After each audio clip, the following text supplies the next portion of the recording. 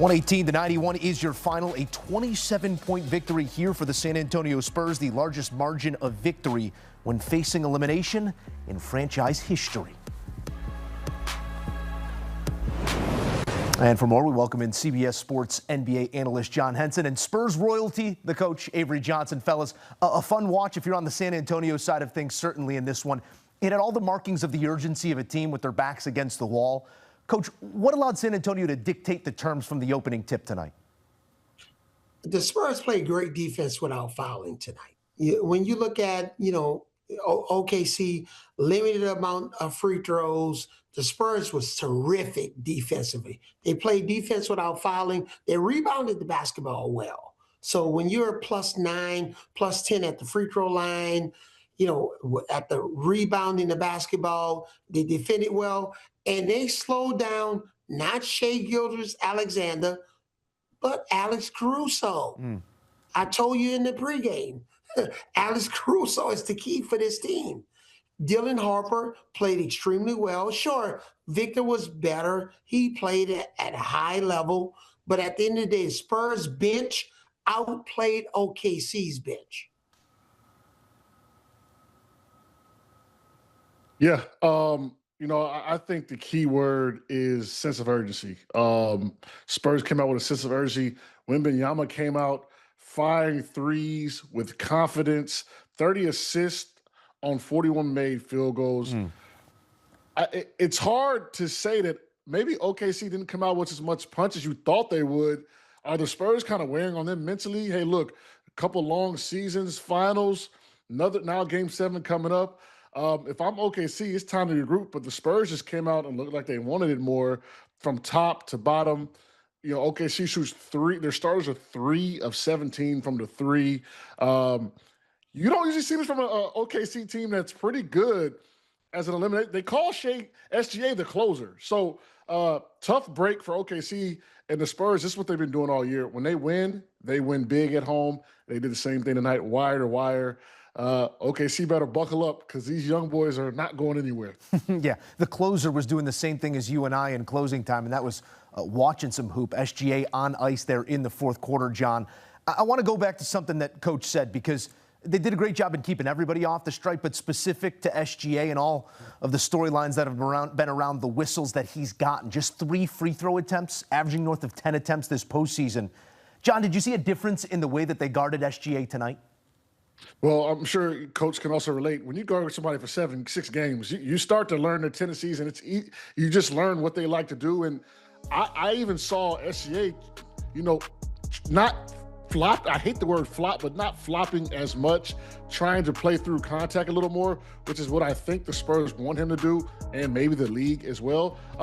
So look, they're locked in on him, and Vassell plays really, really good defense on him, time after time, game after game.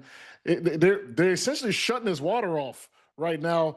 OKC's gonna have to figure out kind of what they did before, get him off the ball, get him moving. The ISO one-on-one does not work, and when they get into that little trap, hoping SGA can rescue them, they usually get themselves in trouble, as we saw tonight.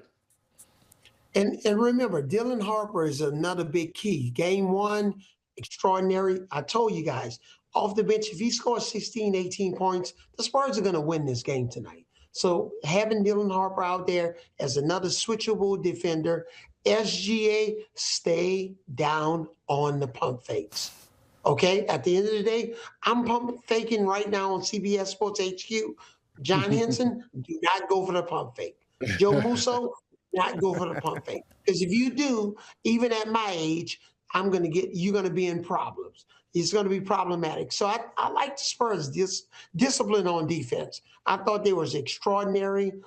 They took what the defense gave them. Victor, I thought he would start inside a little bit more, but he made 2 threes to start the game, which gave him some confidence. And remember this, Victor's post-game interview. Remember, he didn't talk in the last game, post-game. At the post-game tonight, 2 quick questions, he ran off the floor. This young man is focused. So watch out, OKC in Game 7. Yeah, 28 points in 28 minutes, and I would venture to guess fewer words spoken postgame in this one. Did answer the questions. I want to go back to Wemby here for a second here, Coach, because You called for him to pick his spots and jacking up those threes. When it's going, it's going. You wanted him active at the rim. 10 boards, 4 at the offensive end, created a few extra possessions. Still let that thing fly. Attempted 9 threes, cashed 4 of them in. How was he able to strike that balance tonight? You know what? When he makes that first 3, it's game over. And again, at the end of the day, I wanted him to go inside out. He said, Coach Avery, I'm going to be the same player I've been my whole entire career. And that's what he was. He made his first 1 or 2 threes. He mixed it inside, offensive rebounds. He was physical tonight. He got a little bit gas. Give Coach Mitch Johnson credit. He got Luke Cornett in, give him a little bit of a break. Luke wasn't, he wasn't a superstar tonight, but just to spell Wemby for a little bit. So I like where they are. Remember, at the end of the day, if you could tell the Spurs, who won 62 games this year and OKC won 64, you are going to play a Game 7 in the Western Conference Finals with an average starting age of 25, 26 years old, whatever it is, they would take it. It's a 1-game series, guys. Yeah, and going on the point with Wemby, look, I was a big that started shooting threes later in my career. When I see the first one go in, the next one's going up. I'm blind, unconscious. So, look, if you kind of see, that's what Wemby kind of does. He hits 3 out of 4. You better get up because he's going to try to air you out. And look, once they stopped falling, he used his IQ, started attacking more, as you saw, down the lane, trying to create. So, look, when Wemby does see, like Coach said, hey, it might be a long night for you because that gets him confident. His team gets confidence. And as you see, if you let the Spurs get rolling, there's not anybody in this league that can beat them when they're playing like they're playing tonight. And it starts by letting Wemby see the ball go in. OKC may have to adjust what they're doing potentially early on Wemby, get the ball out of his hands, because once Wemby starts rolling, everyone starts rolling. Wemby hits a couple threes, and then now you're up or you're down 6 or 7 points, 6 or 8 points, and Wemby's firing because he's 3 or 4. That's when things start to turn bad. It did tonight for OKC. Game 7, look, anything can happen. I'm nervous for OKC right now. I didn't like the body language. I didn't like how they looked in this game, even though they were down. The Spurs look confident, and they have nothing to lose. That's a scary proposition for an OKC team that almost looked a little mentally fatigued, maybe a little exhausted from these long seasons. They won the finals last year. You've got to fight through that if you want to be a champion. So I want to ask my good friend John Henson, at the end of the day, who has the most pressure on them riding in this Game 7? Is it the Spurs or OKC? It's OKC without any questions. I mean, Game 7 at home. I mean, we've seen it this year already. Road team playing well in the Game 7. I personally, when I played in the Game 7, I preferred to be on the road just because I was able to focus. You're locked in a hotel room. There's not family around. Because let me tell you something. Coach, you still got to take the kids to school on Thursday, even though it's the Game 7. So, it's things that happen and distractions that sometimes are worse for the home team. Spurs are going to fly in, lock themselves in the room, be ready, recovered, and rested with nothing to lose. I'm nervous for OKC. Yeah, the expectation. But it's not, yeah, but Joe, it's not even the kids. It's the friends that want more tickets. We got people that haven't been to the playoffs, and all of a sudden they've come out of a cocoon and they want tickets to the game. So there's a lot of distractions. I think, again, I picked the Spurs tonight to win big, which I shared with you guys earlier, and I picked them to win in 7. The OKC has more pressure on them than anybody. And the Knicks are sitting at home watching this thing. Hey, the Spurs couldn't ask. If you asked the Spurs before the season if they would be willing to play a Game 7 against OKC to advance to the championship and a repeat of my game-winning shot in 1999 against the Knicks, they would take it.